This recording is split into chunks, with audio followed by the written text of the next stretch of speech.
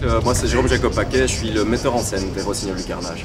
Mathieu Laviolette, auteur et co-auteur, co-interprète du spectacle. Et pareil, Dimitri Lepage, co-auteur, co-interprète.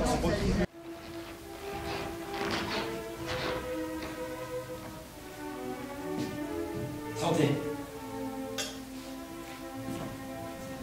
Si vous deviez résumer la pièce en un seul mot ou une seule phrase, comme vous voulez, qu'est-ce que vous diriez? Récit. Ouais, moi je suis d'accord. Oui, celui-là en deux. Je garde, ouais. Avec S. Première officielle, ça a été ici au Festival d'Avignon 2025, le 5 juillet. Et c'est tout neuf. Je suis celui qui a, entre guillemets, été la prémisse du projet, de ce projet-là, en tout cas des Rossignols du Carnage. Et là, ce qui a vraiment été compliqué pour moi, c'est d'écrire un texte qui était très personnel et de devoir après ensuite le passer sur plateau et de le jouer avec les émotions justes, avec ce qu'on voulait raconter, donc qui a été le plus difficile pour moi à apprivoiser. Ouais, bah moi je dirais qu'en tant que co-auteur, justement, comme disait Mathieu, voilà, il m'a livré un récit de vie qui était très intime et très pur, et qui m'a beaucoup touché et dans le style d'écriture et dans ce que ça racontait. Et donc du coup le vrai challenge a été de voir comment de ça on pouvait dégager de l'universel et arriver à quelque chose qui touche chacun, qui ne soit pas juste une histoire de vie, parce que c'est le but de la compagnie, c'est à travers du particulier de parler à l'universel. Et donc comment à partir de cette histoire, qui est en plus l'histoire d'un ami proche et compagnie, on pouvait arriver à toucher tout le monde dans la salle. Un soir, alors que je rentrais chez moi après avoir passé la soirée en ville, il y a eu un accident de voiture. J'avais été voir une pièce de théâtre justement. Sortie de route et loupage de coche, joli combo. Moi j'appelle pas ça voler, j'appelle ça tomber avec panache.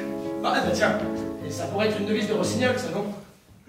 Puis à un moment donné, ils ont accouché d'une version, quand on s'est mis tous les trois, où on s'est dit, bah voilà, qu'est-ce qu'on en peut enlever. Moi je suis arrivé évidemment avec des ciseaux de metteur en scène, parfois des propositions, débloquer des choses, etc. Puis parfois à un moment donné, on s'est mis à travailler tous les trois ensemble autour d'improvisation pour développer notre, quelque part, la dernière lecture qu'on va offrir au public.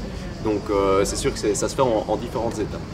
Et le fait est que Jérôme dans le groupe a plus le sens du rythme que nous deux. Moi je peux avoir l'amour des longues grandes phrases bien faites et que Matt voilà, il peut avoir les punchlines percutantes comme ça, mais parfois on en fait trop.